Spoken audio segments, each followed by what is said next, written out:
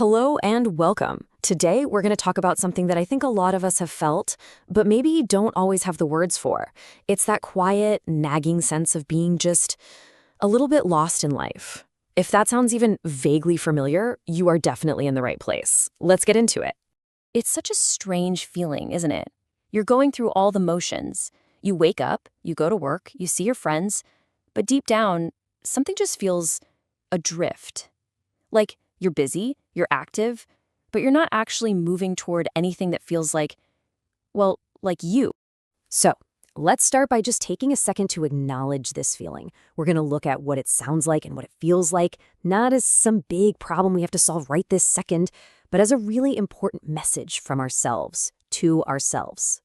I want you to imagine this. You're sitting in your car on just a totally normal morning, right outside of work. You're holding the steering wheel and this question just washes over you.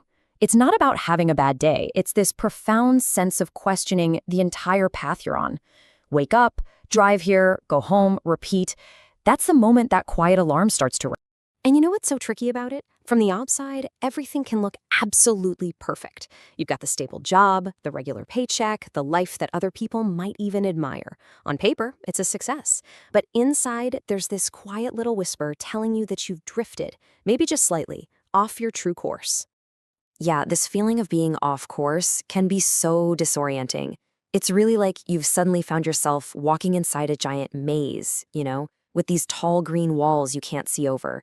You keep turning left, then right, you're moving forward, but every single turn just seems to lead to another dead end, and the confusion just gets deeper.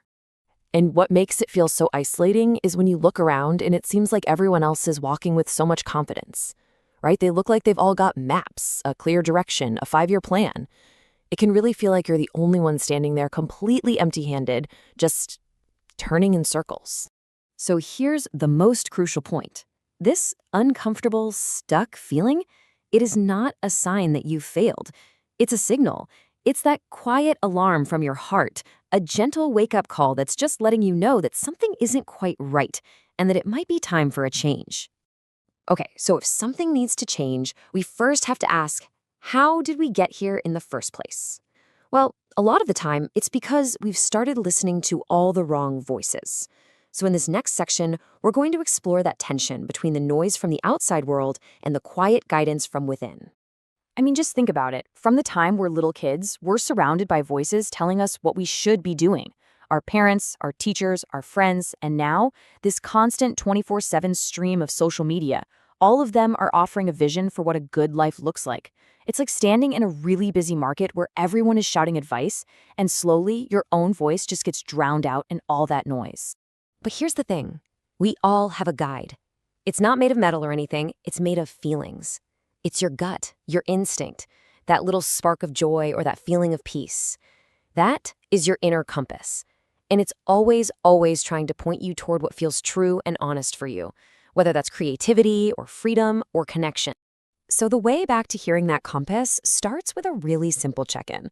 Just pause and ask yourself this one question about your job, your hobbies, even your relationships. This simple sentence is such a powerful tool to turn down the volume on the rest of the world and start tuning back into yourself. Now, when you start listening to your inner voice, it doesn't always magically provide a new map. Nope. Instead, it often leads you into a period of not knowing. And while I know that sounds scary, we're going to try and reframe it. Let's look at uncertainty not as a void, but as a space just full of possibility. Our brains are basically wired to fear the unknown. We see uncertainty as an enemy, this scary, empty space we need to get out of. But what if we applied just a gentle twist to that thinking? What if we saw it as an empty room? Yeah, at first it might feel a little cold, but it's also a space that you get to furnish yourself, to fill with things that truly reflect who you are right now. So if you're feeling unsure right now, maybe it's not proof that you've failed. Maybe it's just proof that you're in transit. You are on the bridge between who you were and who you are becoming. And that is a necessary and even kind of beautiful part of the journey. So how do you walk across that bridge without getting totally overwhelmed? Well, you need an anchor. And that anchor is found by reconnecting with your core values, the things that truly, deeply matter to you, your own personal true north. This is such a powerful way to find those values. Just forget about the job titles, the achievements, all the expectations. If it all vanished tomorrow, what would be left? What would you fight to keep? Maybe it's your connection with family or your personal freedom, your love of learning, maybe your commitment to kindness. Those are your anchors. And so often that lost feeling comes from this really slow, almost unnoticeable drift. You get busy, you start saying no time to the very things that fill you up, like having a deep conversation or spending time in nature. Your days get really full, but your heart starts to feel empty because you've moved away from what makes you, you. Okay, so you've reconnected with your values. That's huge.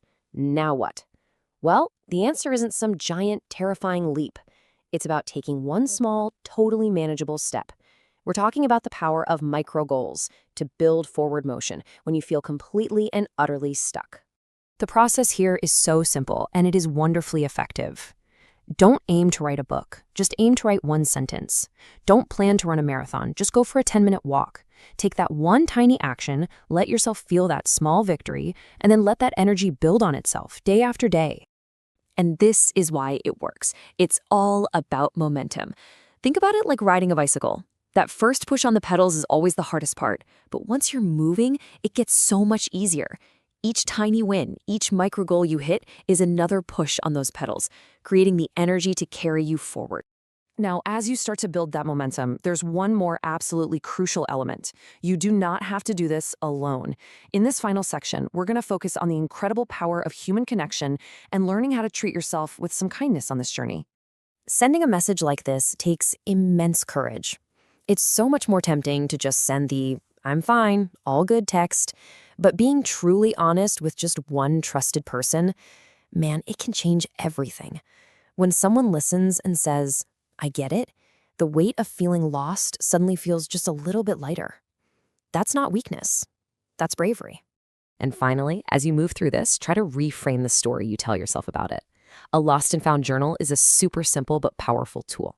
On one side, you write down the difficult moment, and on the other, you write what you found there. Maybe it was patience or a new perspective or an unexpected strength.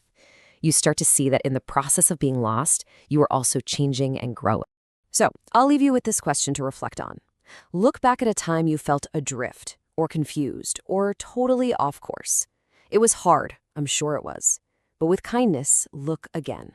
What strength, what wisdom, what unexpected gift was waiting there for you, right in the middle of the maze.